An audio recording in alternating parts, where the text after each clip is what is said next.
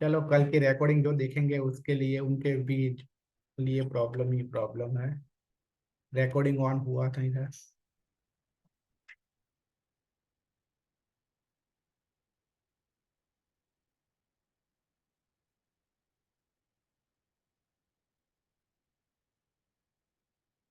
चलो अभी हमारा हाउस का 9 प्लेनेट का पूरा हो गया। अब हम देखेंगे टाइप्स ऑफ हाउस देखेंगे कि कितने टाइप्स होते हैं हाउस के। तो केंद्र हाउस, सबसे पहले तो हाउस के भी टाइप्स होते हैं। तो उसमें जो पहला चौथा सातवां और 10वां घर जो है उसे केंद्र हाउस कहते हैं। अभी क्यों इसको केंद्र हाउस कहते हैं देख देख लेते हैं।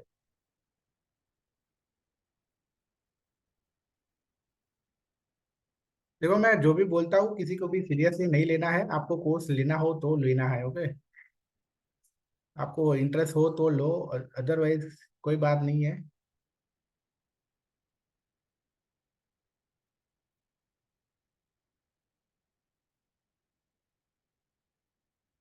किसी को पर्सनली मत लेना कोई भी। जितने भी लोग अटेंड कर रहे हैं वो सब लोग पर्सनली मत लेना। आपको लेना हो तो लेना, नहीं लेना है तो कुछ बात नहीं। बट आज से सिंपली यही है कि कल से आपको रिकॉर्डिंग नहीं मिलेगा। जो लाइव फ्री आप लाइव ही अटेंड कर सकते हो, रूल आपको मालूम है ना, ओके।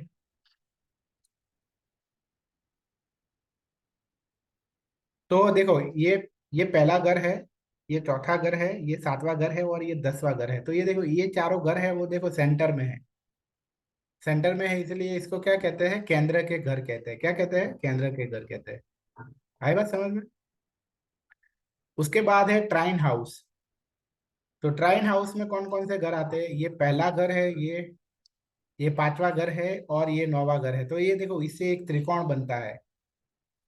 तो उसे क्या कहते हैं, ट्राइन हाउस कहते हैं। अभी आपने देखा कि एक पहला घर है वो केंद्र में भी आता है और ट्राइन में भी आता है। ओके, एक पहला घर ऐसा है कि जो दोनों क्लासिफिकेशन में आता है, याद रखना।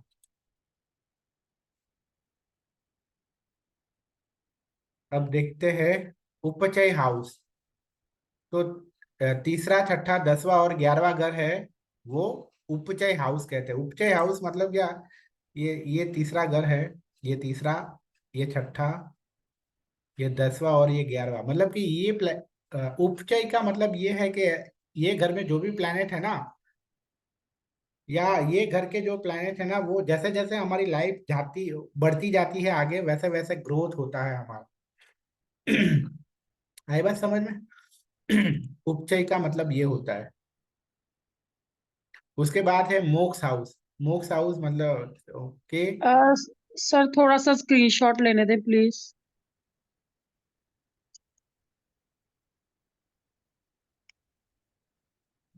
सर मैंने ना एक्चुअली नोट्स बनाने हैं पूरा सीखने के लिए ना। तो इस तरह से तो नहीं हो पाएगा। हाँ मतलब आप पूरी पूरी नोट्स आपकी तब कवर होगी जब आप पूरे हर रोज क्लास अटेंड हाँ, करोगे तो हो हाँ जी पाएगा। बिल्कुल बिल्कुल सर। मैं थर्ड थर्ड क्लास है, मैं डेली ही लगा रही हूँ। हम्म। मैं कॉपी में सर प्रॉपरली नोट्स बना रही हूँ आपके स्क्रीनशॉट्स लेके ना। ओके, चलो अभी ये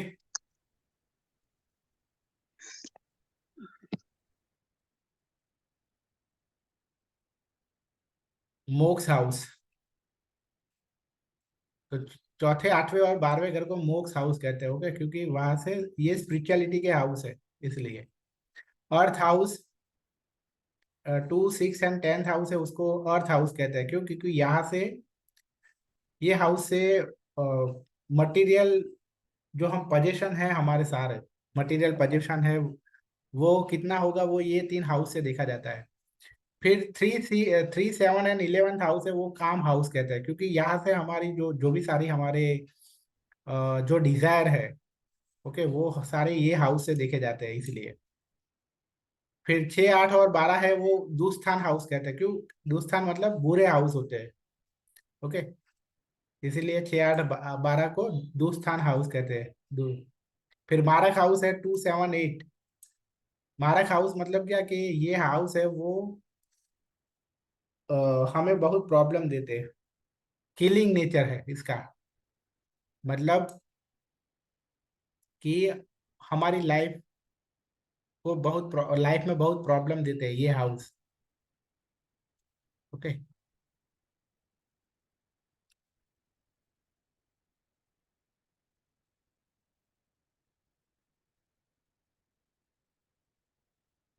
अभी ये सब चीजें हमने स्लाइड में देख ली है।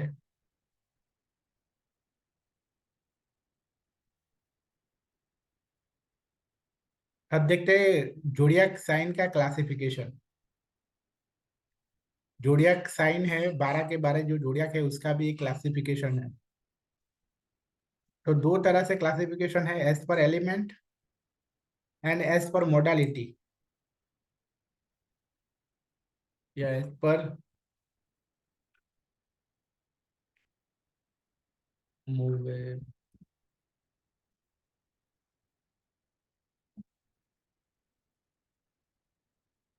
सर थोड़ा सा बैक करना, मैंने लास्ट वाली स्लाइड्स देखनी है दोबारा से। कौन सी? एज पर जॉर्डिक, इसके बाद वाली स्लाइड सर। इसके बाद वाली कि इसके पहले वाली? सर एक तो एज पर एलिमेंट्स ऑफ जॉर्डिक्स बताया था ना आपने, इसके कोई बात बाद नहीं, आप। अभी ये यही यही रखेंगे। अभी तो ये अभी कवर करना बाकी है ना। ठीक है। उसके बाद आगे की आएगी स्लाइड।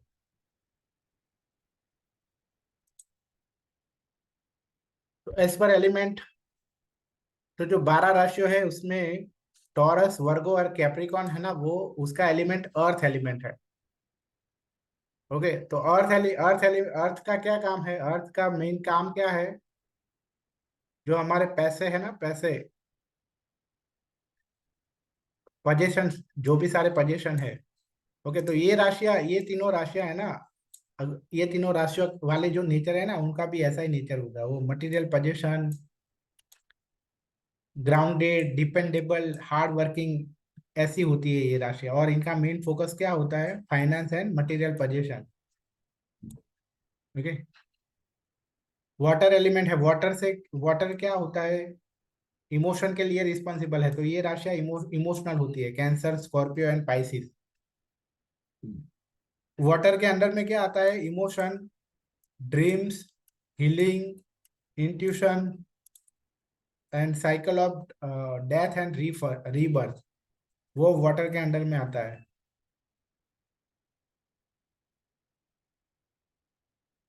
तो इनका मेन फोकस क्या है? इनका इमोशन एंड रिलेशन पे है इनका मेन फोकस, वाटर एलिमेंट वाली राशियां का। उसके बाद है एयर एलिमेंट वाली राशियां ये तीनों है, जेमिनी, लिब्रा एंड एक्वेरियस।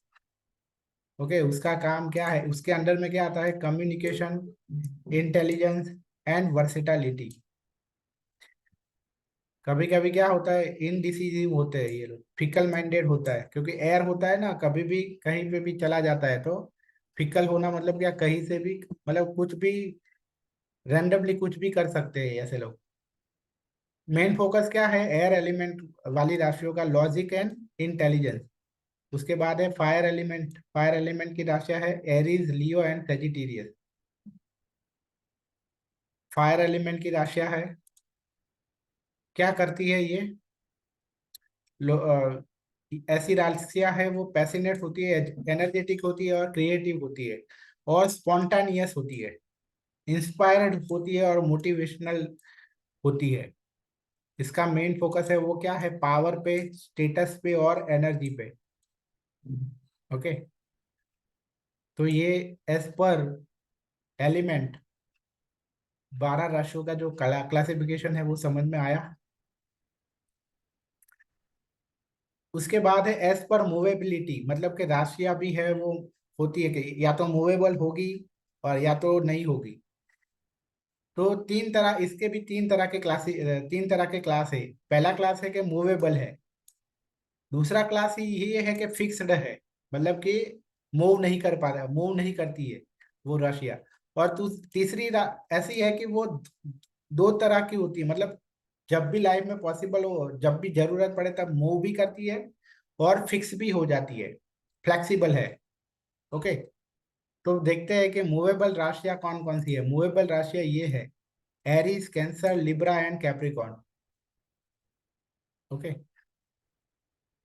तो ये कैसी है, क्विक एंड एम्बिशियस होती है। तो ऐसे लोग होते हैं ना, ये वाली राशियां वाले जो होते हैं ना, वो जनरली कैसे होते हैं कि कोई भी काम है ना उसको इनिशिएट करने वाले होते हैं। क्या होकर होते हैं, इनिशिएट करने वाले होते हैं। उसके बाद है फिक्स्ड। तो फिक्स्ड में मतलब एक जगह पे टिक जाना, तो उसमें आती है taurus, Leo, Scorpio and Aquarius.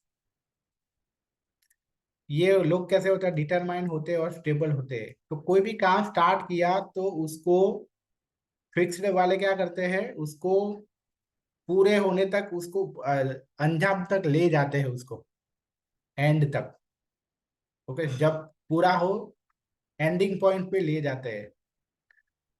उसके बाद है म्यूटेबल राशियां, ड्यूअल राशियां। तो उसमें आती है Gemini, Virgo, Sagittarius and Pisces. Okay,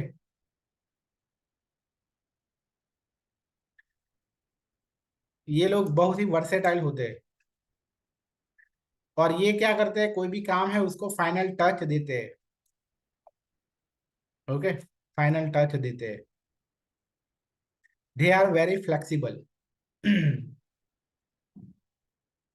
अभी इस चीज को कैसे समझेंगे हम, कि ये तीनों राशियों का जो डिफरेंस है ना, वो आपको इस तरह से अच्छी तरह से समझ में नहीं आएगा।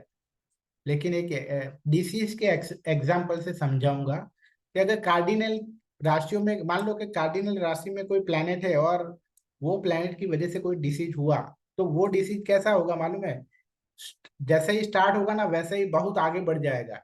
क्यों? क्योंकि मूवेबल है। आई बात समझ में, मूवेबल है। तो जल्दी मान लो इस उसी तरह कोई प्लैनेट ये राशि में है और उसकी वजह से अगर कोई डिसीज हुआ, तो वो जल्दी से आगे नहीं बढ़ेगा, धीरे धीरे से आगे बढ़ेगा।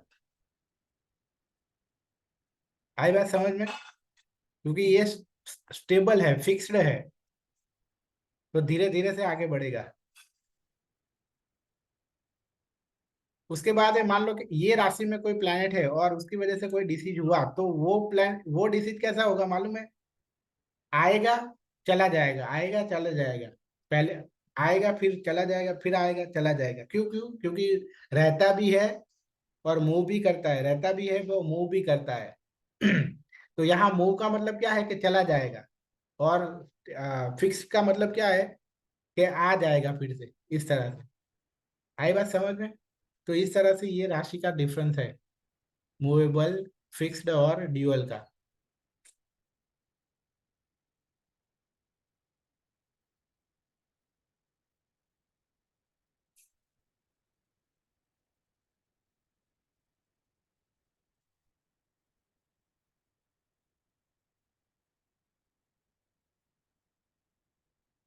अब देखते हैं नया टॉपिक हमारा, एक्सल्टेशन एंड डेबिलेशन ऑफ प्लैनेट। मतलब कि हर प्लैनेट है वो एक राशि में एक पॉइंट पे एक्सोल्ट होती है, और कुछ राशि में वो डेबिलेट होती है। एक्सोल्ट मतलब ऐसी कोई जगह, ऐसी राशि में, ऐसी जगह के जहाँ प्लैनेट है वो बहुत अपना सबसे अच्छा रिजल्ट दे पाता है। और डेबिल्यूशन मतलब वो कि वहाँ प्लैनेट है वो सबसे बुरा रिजल्ट देता है अपना, या वहाँ सबसे बुरा फील करता है वो। आई बात समझ में। तो सूर्य का अगर देखें तो सूर्य एरीज राशि में 10 डिग्री पे एक्सोल्ट होता है। तो इसका मतलब ये नहीं है कि अगर आपका प्लैनेट सूर्य है वो एरीज में 10 डिग्री के अलावा कोई और डिग्री पे है तो वो उच्च का नहीं है। ओके, उच्च का ही माना जाएगा।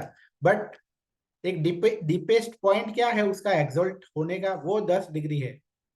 ओके, मतलब 10 डिग्री के करीब जितना होगा उतना अच्छा है। बट मतलब कि मान लो कि किसी का 5 डिग्री है और किसी का 20 डिग्री है, तो 5 डिग्री का ज्यादा अच्छा माना जाएगा। क्यों? क्योंकि वो 10 डिग्री से करीब है। और 20 डिग्री का थोड़ा कम माना जाएगा। क्यों? क्योंकि वो 10 डिग्री से दूर है थोड़ा। आई बात समझ में। पर उच्च का ही माना जाएगा। ओके, उसी तरह मून है वो टॉरस राशि में 3 डिग्री पे एक्सोल्ट होता है। मार्स है वो कैप्रिकॉन में 28 डिग्री पे, मर्क्यूरी है वो वर्गो में 15 डिग्री पे, जुपिटर है वो कैंसर में 5 डिग्री पे, वीनस है वो पाइसिस में 27 डिग्री पे, सैटर्न है वो लिब्रा में 20 डिग्री पे, राहु है वो टॉरस में होता है, डिग्री उसकी अननोन है, और केतु भी स्कॉर्पियो में होता है पर डिग्री उसकी अननोन है, नॉट स्पेसिफाइड।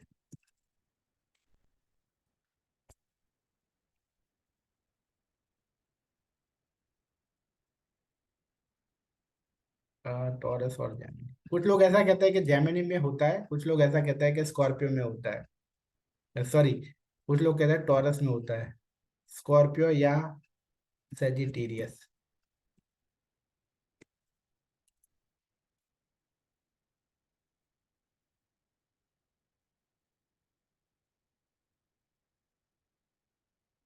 उसी तरह डेबिलेशन पॉइंट देखते हैं, ये डेबिलेशन पॉइंट है।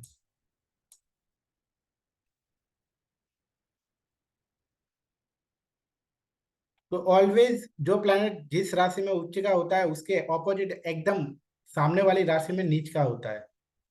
तो सूर्य एरीज में है तो एरीज के सामने लिब्रा है, लिब्रा में 10 डिग्री में नीच का होता है। मून है वो स्कॉर्पियो में 3 डिग्री पे, मंगल है वो कैंसर में 28 डिग्री पे, मर्क्यूरी है वो पाइसिस में 15 डिग्री पे, जुपिटर कैप्रिकॉन में 5 डिग्री पे, विनस है वो वर्गो में 27 डिग्री में, और सैटर्न है वो एरीज में 20 डिग्री पे।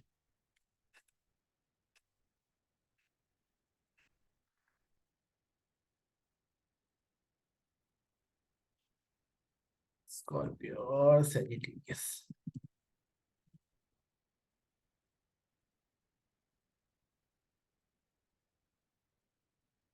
और जेमिनी।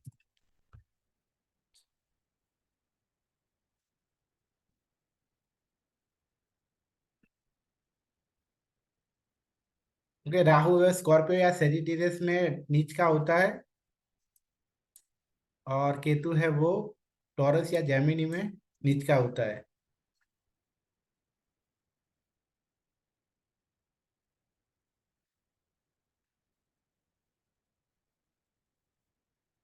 अब देखते हैं कि हर प्लैनेट है वो नीच का होगा, उच्च, अगर उच्च का होता है तो क्या होता है।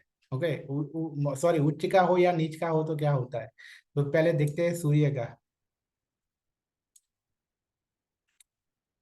तो अगर सूर्य उच्च का है तो आप रॉयल स्टेटस होगा आपका, किंग साइज लाइफ जियोगे। बट अगर सूर्य है वो नीच का है तो ऐसे लोग लीगल लीगल मैटर में फंसेंगे, सरकार से कुछ ना कुछ प्रॉब्लम आएगी इसको, क्योंकि सूर्य क्या है वो सरकार है। फिर फादर भी है, फादर से कम बनेगी। ओके, अगर एक्सोल्टेड है तो अच्छी बनेगी, फादर से सपोर्ट मिलेगा, नहीं है अगर डेबिलेट है तो नहीं बनेगी और सपोर्ट नहीं मिलेगा। उसके बाद देखेंगे मून। तो मून है वो अगर डेबिलेट है, डेबिलेट, तो मूड स्विंग्स बहुत होंगे, कहीं पे भी चैन नहीं मिलेगा, माइंडसेट है वो आपका बदलता रहेगा, और उसकी वजह से आपको सक्सेस नहीं मिलेगी। बट अगर उच्च का है तो नेटिव है वो लाइमलाइट में रहेगा, नेम फेम मिलेगा। ओके, हैप्पीनेस, माता का सुख मिलेगा। ये सब अगर मून है वो एक्सोल्टेड है तो ये होगा। उसके बाद है मंगल का, क्या, मंगल की बात करते हैं। तो मंगल अगर उच्च का है तो आपको लैंड एंड प्रॉपर्टी का सुख मिलेगा। ओके, जमीन का और जायदाद का, भाई से सपोर्ट मिलेगा, सोसाइटी में स्टेटस अच्छा होगा। बट अगर मंगल है वो डेबिलेटेड है तो प्रॉपर्टी का सुख नहीं मिलेगा और भाई से डिस्प्यूट होगा। ओके, स्ट्रगल रहेगी और भाई से कम बनेगी, और जमीन जायदाद को लेकर झगड़ा होगा। उसके बाद है मर्क्यूरी। तो मर्क्यूरी की अगर उच्च का है तो ऐसे लोगों का बहुत ही इंटेलिजेंट होंगे, हीलिंग कैपेसिटी भी होगी, और बहुत ही मंत्रा से रिलेटेड नॉलेज होगा अगर मर्क्यूरी है वो एक्सोल्टेड है तो। बट अगर मर्क्यूरी है वो नीच का है तो फिर ऐसे लोग कैलकुलेटिव वर्क नहीं कर पाएंगे, मैथ्स में अच्छे नहीं होंगे, और अपनी बहन से, बुआ से, बेटी से, ऐसे, क्योंकि बुध है वो बहन है, बुआ है, सिस्टर है, वो सब का कारक है मर्क्यूरी, तो उसके साथ रिलेशन अच्छे नहीं होंगे। उसके बाद है जुपिटर। जुपिटर अगर उच्च का है तो आपको नॉलेज, ज्ञान बहुत मिलेगा, अच्छा मेंटर मिलेगा। ओके। और धन ग्रोथ होगा लाइफ में। बट डेबिलेटेड है अगर तो फाइनेंस में प्रॉब्लम आएगी, चिल्ड्रन रिलेटेड मैटर में भी प्रॉब्लम आएगी, क्योंकि पुत्र का कारक है जुपिटर। विनस का देखते हैं, विनस अगर उच्च का है तो आप लाइफ में लग्जरी एंजॉय करोगे, fun, party, love and romance, ये सब आपके लाइफ में होगा। ओके, क्योंकि विनस के अंडर में आता है ये सब। बट अगर विनस डेबिलेटेड है तो रिलेशनशिप में डिस्टेंस देगा, और प्यार में, मैरिज लाइफ में प्यार की कमी होगी, essence of love will be. Okay, last में देखेंगे सैटर्न। सैटर्न अगर उच्च का है तो the exalted Saturn will give you the best career. Okay, अगर उच्च का है तो बहुत ही अच्छी कैरियर होगी, फाइनेंशियल स्टेबिलिटी होगी और स्टेटस होगा। बट अगर डेबिलेटेड है तो बहुत ही चैलेंज होंगे related to career and financial stability. Okay, क्योंकि शनि है वो क्या है, हमने देखा था आगे, फाइनेंशियल स्टेबिलिटी, रोटी कपड़ा और मकान, वो शनि के अंडर में आता है। अगर शनि अच्छा नहीं है तो रोटी कपड़ा और मकान ही नहीं कर पाएगा, उसको ही वही चीज उसमें उसमें भी नेटिव है वो नहीं कर पाएगा।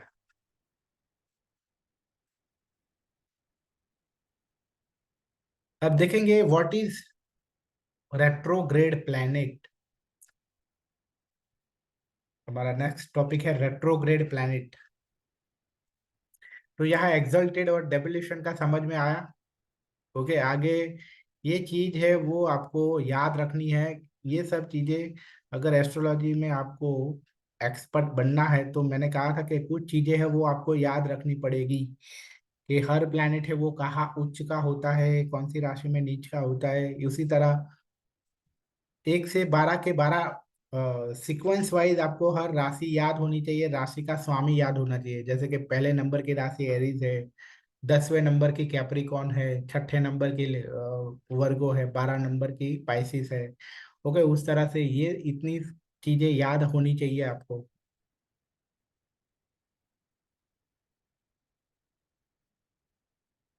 तो अब देखते हैं रेट्रोग्रेड प्लैनेट। तो रेट्रोग्रेड प्लैनेट मतलब कि जब हम मान लो कि हम, ये चीजें हैं वो आपने स्कूल में पढ़ी होगी, और यही एग्जाम्पल आपको दिया होगा कि जब मान लो कि हम एक बस में जा रहे हो और हमारे पास भी एक बस है वो जा रही है, पर वो बस है उसकी स्पीड कम है, तो वो हमें क्या लगेगा कि वो बस है वो पीछे जा रही है, वैसा हमें लगेगा। हालांकि वो बस आगे ही जा रही है, पर तो भी हमें पीछे जा रही है वैसा लगेगा। एम आई राइट? कोई बताएगा मुझे? ये एग्जाम्पल सुना है कहीं पे उस इस तरह का? कोई तो बताओ। कुछ लोग, कुछ देर पहले तो कुछ लोग बहुत चैट में कुछ लिख रहे थे, अभी चैट में हाँ या ना तो बोल दो।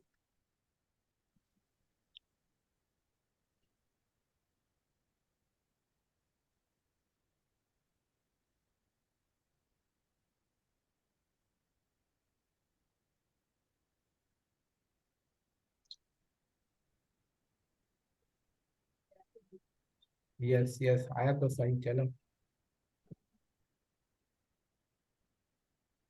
ओके चलो। तो यही चीज यहाँ से भी ऐसा होती है कि कोई कभी कभी हम पृथ्वी से, कुछ प्लैनेट है वो, मतलब उस तरह से रिलेटिवली पृथ्वी से ऐसा लगता है कि कोई प्लैनेट है वो पीछे जा रहा है, बट एक्चुअली में प्लैनेट तो आगे ही जा रहा है। ओके, पर तो भी उस प्लैनेट को क्या कहेंगे हम? रेट्रोग्रेड प्लैनेट कहेंगे। रेट्रोग्रेड मतलब पीछे जाना। आई बात समझ में? बट एक्चुअली में वो प्लैनेट आगे ही जा रहा है। अभी कोई भी प्लैनेट रेट्रोग्रेड होगा तो फिर वो प्लैनेट से रिलेटेड चीजें, मतलब कि वो पीछे जा रहा है नॉर्मल स्पीड, हालांकि वो रेगुलर स्पीड में ही है, लेकिन रिलेटिवली वो क्या है, उसकी स्पीड है वो धीरे है। तो अगर कोई प्लैनेट ऐसा रेट्रोग्रेड आता है तो वो प्लैनेट रिलेटेड हमारी लाइफ में स्लो ग्रोथ होगा। आई बात समझ में? या फिर वो प्लैनेट में हमें ज्यादा मेहनत करनी पड़ेगी। ओके।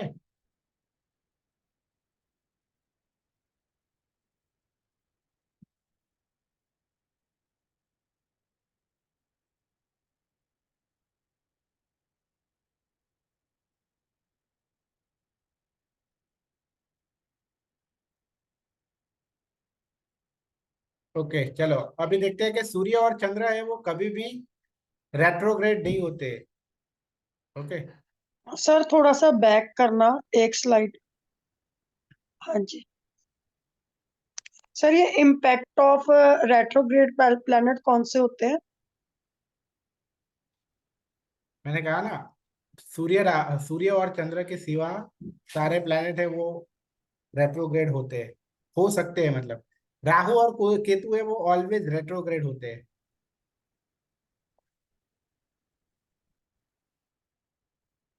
तो ये सर हमें सब लर्न करना पड़ेगा? लर्न करना पड़ेगा मतलब?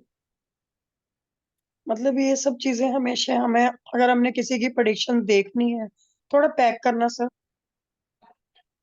थोड़ा सा आगे। ऐसे हम नहीं कर सकता, मैं मेरा टाइम बिगड़ रहा है, और जो भी और भी लोग क्लास अटेंड कर रहे हैं उनका भी टाइम बिगड़ रहा है। सर फिर मैं स्क्रीनशॉट कैसे लूंगी? तो फिर एक काम करो ना, मैंने बोला ना आपके पास ऑप्शन है, आप पे करके ले लो ना। ओके। आपके पास वो भी ऑप्शन है, एक काम करो, आप 400 में सिर्फ नोट्स ले लो, रिकॉर्डिंग मत लेना। लाइव तो आप अटेंड कर ही रहे हो क्लास हर रोज। हाँ जी, हाँ जी। हाँ, आपको अगर 900 भी नहीं पे करना है तो 400 में सिर्फ नोट्स ले लो, और क्या कहूँ, बोलो मैं। ठीक है सर। हाँ, तो सर इस तरह। प्लीज माइक ऑफ कर दीजिए, बीच में डिस्टरबेंस हो रही है बार बार। हाँ। ओके तो, ओके चलो।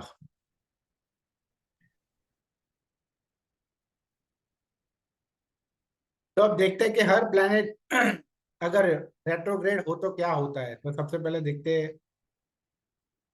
अगर जुपिटर रेट्रोग्रेड हो तो क्या होता है। आउटकम्स है वो डिले होते हैं। Natives under search and influence start giving advice, सबको एडवाइस देते हैं जरूरत ना हो तो भी। Drift away from religion, okay, हम अपने धर्म को भूल जाते हैं। Pay more heed towards attaining economic resource, मतलब कि इकोनॉमिक रिसोर्स पे ज्यादा ध्यान देते हैं, पैसा कमाने पे ज्यादा ध्यान देते हैं अगर जुपिटर है वो रेट्रोग्रेड हो जाए तो। और एक चीज बाय डिफॉल्ट होगी, जैसे कि मैंने कहा था कि जुपिटर के अंडर में जो भी सारी चीजें आएगी, जैसे कि पढ़ना लिखना है, वो सब चीजों में इसको ज्यादा मेहनत करनी पड़ेगी, क्योंकि स्लो है। ओके, पीछे रह गया ना।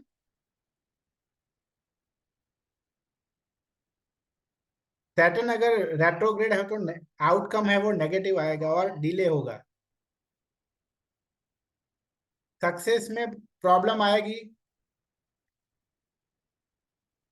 और native should push their edges to a great extent, इसका मतलब ये है कि कोई भी काम करने के लिए बहुत ज्यादा मेहनत करनी पड़ेगी।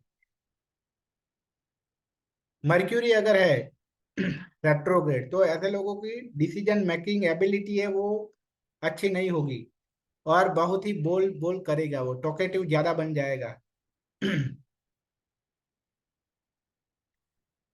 वीनस अगर रेट्रोग्रेड है तो ऐसे लोग इमोशनली इंस्टेबल हो गए, उसकी वजह से आप ये चीजें इमोशनली उनके इम्बैलेंस होगा, उसकी वजह से उनकी लव और मैरिटल लाइफ में प्रॉब्लम आएगी। और सबसे प्रॉब्लम है मंगल अगर रेट्रोग्रेड हो जाए तो ये क्या है, एनर्जी का कारक है। तो ये लोग फिर अपनी एनर्जी है वो सही जगह पे इस्तेमाल नहीं कर पाएंगे। वेरी ऑफन सच पीपल अपने एनर्जी को गलत यूज करेंगे या गलत जगह पे यूज करेंगे।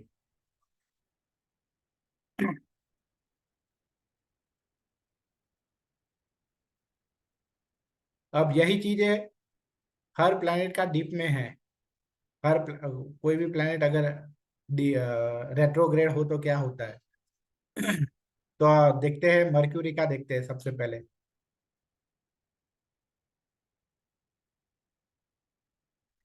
तो सबसे पहले देखते हैं कि मर्क्यूरी है ना, वो साल में 3 से 4 बार है वो रेट्रोग्रेड होता है।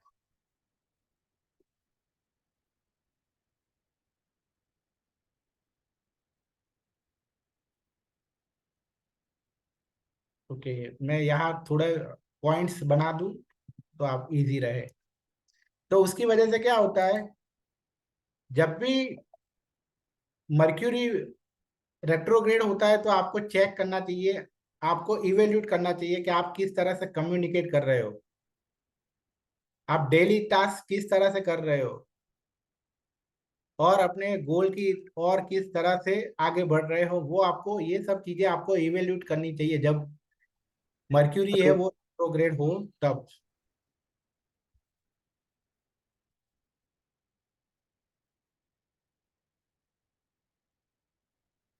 फिर जब मर्क्यूरी रेट्रोग्रेड हो तब आपको कोई भी नया काम नहीं हाथ में लेना चाहिए। ओके।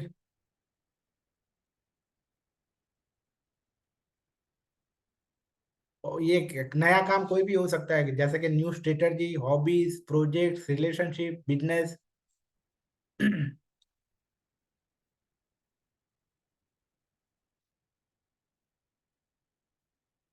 रेट्रोग्रेड मर्क्यूरी के टाइम में सबसे अच्छा है कि आप री इवेल्युएट करो। आप अभी आप प्रेजेंट में जो भी हो रहा है उसको आप री इवेल्युएट करो कि किस तरह से वो जा रहा है। ओके। फिर रेट्रोग्रेड विनस है, planet of love and money. हर 18 महीने में वो एक बार रेट्रोग्रेड होता है। तो जब विनस है वो रेट्रोग्रेड होता है तो उसको रीइवेल्युएट करनी चाहिए। क्या करना चाहिए, लव लाइफ है वो, उसके जो लव एंगल है और रिलेशनशिप इश्यू वाला जो चीजें है उसको उसको रीइवेल्युएट करनी चाहिए कि कैसे जा रही है। अपने आप को एनालिसिस करना चाहिए कि ये सब चीजों में मैं किस तरह से बेहतर बन सकता हूँ। उसके बाद है मंगल अगर रेट्रोग्रेड हो तो वो टाइम पे आपको क्या करना चाहिए, आपको सीखना चाहिए, आपको ध्यान रखना चाहिए कि आप अपनी एनर्जी को किस तरह से प्रोडक्टिव वेज या प्लेजरेबल वेज में उसको आप अपनी एनर्जी को यूज कर सकते हो, ना कि आपकी एनर्जी है वो डिस्ट्रक्टिव वेज में चली जाए।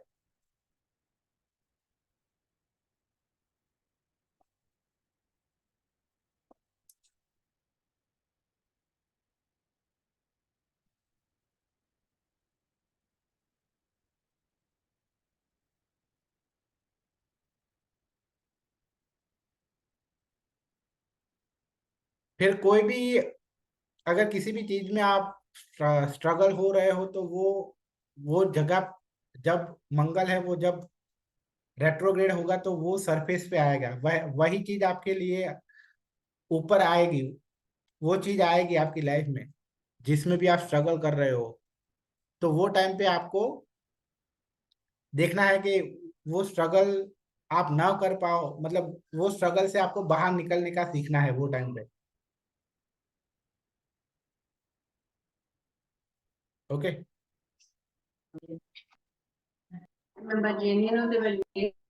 ओके चलो, आज के क्लास को यही तक रखते हैं। रेट्रोग्रेड जुपिटर, रेट्रोग्रेड सैटर्न, इसको आगे की क्लास में देखेंगे। आज के क्लास को यही तक रखते हैं। किसी को कुछ पूछना है तो पूछ सकते हो, और किसी को कुछ डाउट हो तो मतलब कोर्स कोर्स सबसे पहले तो कोर्स का डाउट होगा। लेट मी क्लियर, वो क्लियर कर देता हूँ कि कल से क्लास होगा, आपको वो कंपलसरी लाइव अटेंड करना है। कोर्स फ्री है, लेकिन लाइव अटेंड करो तो ही फ्री है। रिकॉर्डिंग और नोट्स चाहिए तो 900 पे करना है। अभी यहाँ और भी टाइमिंग इज सेम ना सर? हाँ, 7 बजे। ओके। सर और जो डेली रेगुलर अटेंड कर रहे हैं उनको भी पे करना पड़ेगा सर रिकॉर्डिंग के लिए? हाँ श्योर, आपको आप सिर्फ लाइव क्लास ही फ्री है, अदरवाइज रिकॉर्डिंग चाहिए या नोट्स चाहिए तो पे करना है। यहाँ एक ऑप्शन ये दे दिया है ओके कि सर, अगर ओके किसी को सर, ऐसा लगता है कि सिर्फ नोट्स चाहिए तो वो फॉर 50 में ले सकते हैं, और किसी को सिर्फ रिकॉर्डिंग चाहिए तो वो भी फॉर 50 में ले सकते हैं, और दोनों चाहिए ठीक तो है 9 सर, में। Okay sir, okay. ओके। क्योंकि आप लोग समझो, आपको भी समझना ही पड़ेगा कि 20 दिन क्लास लेके मैं ऐसे फ्री में तो क्लास दूंगा नहीं। ओके। नहीं सर, बहुत अच्छे सर, 20 दिन भी आप पढ़ा रहे, ये भी बहुत बड़ी बात है। लोग सर 20 दिन का 10-10, 20-20 हजार चार्ज कर लेते हैं। ये भी आप आपके प्रति सर हम ग्रेटिट्यूड करते हैं सर, थैंक यू सर। या सबसे थैंक यू सो मच। क्योंकि दुनिया में आजकल इतनी दुनिया बगड़ बिगड़ गई है ना कि लोग थैंक यू भी नहीं बोलते हैं दिल से। Thank you sir. Thank you sir. Thank you sir, thank you. Thank you thank you. Okay sir, thank you. या सर आप ये भी पढ़ाओगे हर एक घर में हर एक प्लैनेट का क्या प्रभाव रहता है? जैसे नहीं फर्स्ट हाउस सन का क्या प्रभाव नहीं, रहेगा? वो हम कंसेप्ट देख लेंगे तो आपको ऑटोमेटिकली पता चल जाएगा कि कोई भी प्लेनेट 1 से 12 घर में क्या इफेक्ट देगा। ठीक है। वो बारी बारी नहीं देखेंगे, हम कंसेप्ट देख लेंगे सिर्फ कि वो किस सर तरह से। ये सर रेट्रोग्रेड होते हैं प्लेनेट, तो वो हम्म, पूरी बात है। हेलो हाँ बोलिए, आवाज चली गई थी। सर, मैं ऐसा पूछ रहा हूँ कि अगर प्लैनेट वक्री हो रहे हैं कुंडली में, तो वो हम्म, अच्छी बात है कि बुरी बात है? अच्छा प्लैनेट है वो, अगर जो क्या कहते हैं शुभ, अगर जो बेनिफिक प्लैनेट है वो अगर वक्री हो जाए तो अच्छा है। पर ओके, जो बुरा प्लैनेट है वो वक्री हो जाए तो मतलब जो बुरा प्लैनेट है और ज्यादा बुरा बनेगा, और जो अच्छा है वो और अच्छा बनेगा। ज्यादा अच्छा हो जाए। Okay okay okay. Okay okay, thank you sir, thank you. और मैं सर क्या पूछ रहा हूँ कि ये जो आप बोल रहे हैं कि 450 रुपये में पूरा आपको ये स्टडी मटेरियल मिल जाएगा, तो इसमें जितना भी आप पढ़ाएगा 20 डे का, वो पूरा का पूरा उसमें आ जाएगा हाँ सर? पूरा का पूरा, पूरा का पूरा। Okay okay sir, thank you thank you. तो मतलब कि अगर आप आज पे करते हो तो आज ही मिल जाएगा, पर अगर आप 20वें दिन में पे 20 दिन के बाद पे करोगे तो तब मिलेगा, तो फिर वो टाइम पे फिर कुछ काम का नहीं है आपका। अगर रियली हाँ में सही बात, अभी को पढ़ इंटरेस्ट लेगा तो होता अच्छा है, रहेगा, सही बात है सर। हाँ इंटरेस्ट होता है तो आज ही ले लेने का, क्योंकि आप साथ साथ में देख भी सकते हो कि यहाँ ये हाँ, तो ये कितने कितने पेजेस का, जो ये आप पीडीएफ बता रहे हो, कितने देखो पेजेस का है सर? 165 पेज का है, 165 पेज का। Okay okay. और वो वाला जो आगे 2 लेक्चर पढ़ा है, वो भी इसमें इंक्लूडिंग है? हाँ इसमें ही आएगा, वो सिर्फ पीपीटी थी, वो पीपीटी यहाँ पीडीएफ फॉर्मेट, वो वाला पार्ट इसमें आ जाएगा पीडीएफ फॉर्म। सर ये जो okay okay, PDF Hindi thank you. में भी है क्या अवेलेबल सर? क्या? ये पीडीएफ सर हिंदी में अवेलेबल है सर, हिंदी में? नहीं नहीं, हिंदी में नहीं है। Okay sir, okay sir.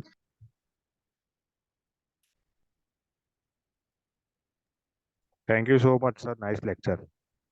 Okay, तो कल मिलते हैं। ओके, जिनको भी फ्री में अटेंड करना हो लाइव आ जाना। ओके। और थैंक जिन यू सर, थैंक यू। हाँ,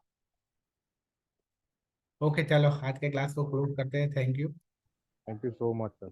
या थैंक यू सो मच।